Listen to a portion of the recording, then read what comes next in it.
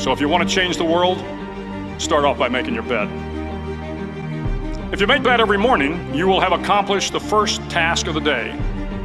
It will give you a small sense of pride, and it will encourage you to do another task, and another, and another. And by the end of the day, that one task completed will have turned into many tasks completed. Making your bed will also reinforce the fact that the little things in life matter. If you can't do the little things right, you'll never be able to do the big things right. And if by chance you have a miserable day, you will come home to a bed that is made,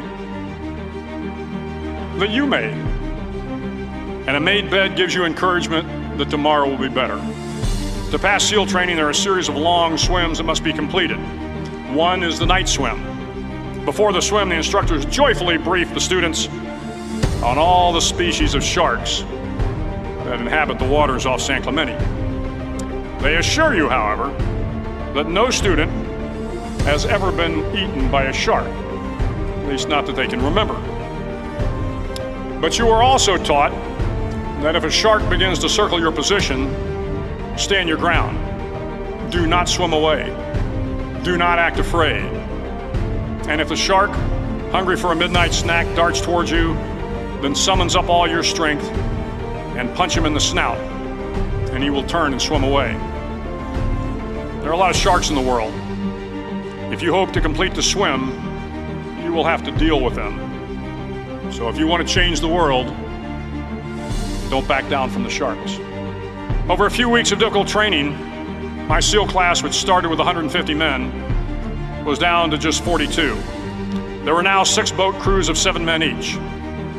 I was in the boat with the tall guys, but the best boat crew we had was made up of the little guys, the Munchkin crew, we called them.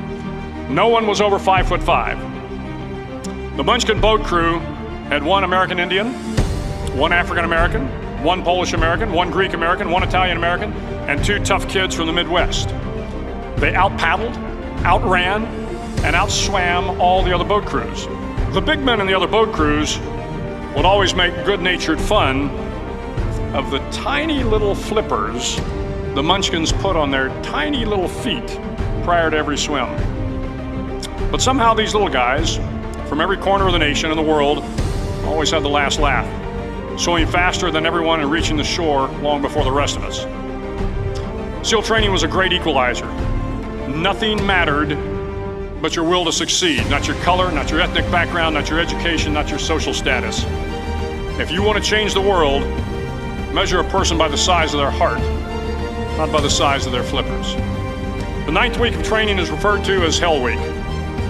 It is 6 days of no sleep, constant physical and mental harassment, and 1 special day at the Mud Flats. The Mud Flats are an area between San Diego and Tijuana where the water runs off and creates the Tijuana Sloughs, a swampy patch of terrain where the mud will engulf you. It is on Wednesday of Hell Week that you paddle down to the Mud Flats and spend the next 15 hours trying to survive the freezing cold, the howling wind, and the incessant pressure to quit from the instructors. As the sun began to set that Wednesday evening, my training class, having committed some egregious infraction of the rules, was ordered into the mud. The mud consumed each man till there was nothing visible but our heads. The instructors told us we could leave the mud if only 5 men would quit. Only 5 men, just 5 men, and we could get out of the oppressive cold. Looking around the mud flat, it was apparent that some students were about to give up. It was still over 8 hours till the sun came up. 8 more hours of bone-chilling cold. The chattering teeth and the shivering moans of the trainees were so loud, it was hard to hear anything.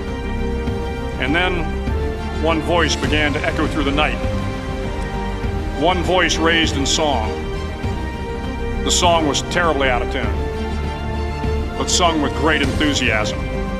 One voice became 2, and 2 became 3, and before long, everyone in the class was singing.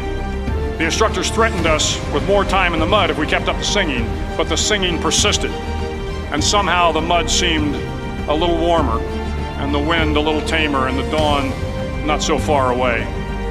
If I have learned anything in my time traveling the world, it is the power of hope, the power of one person,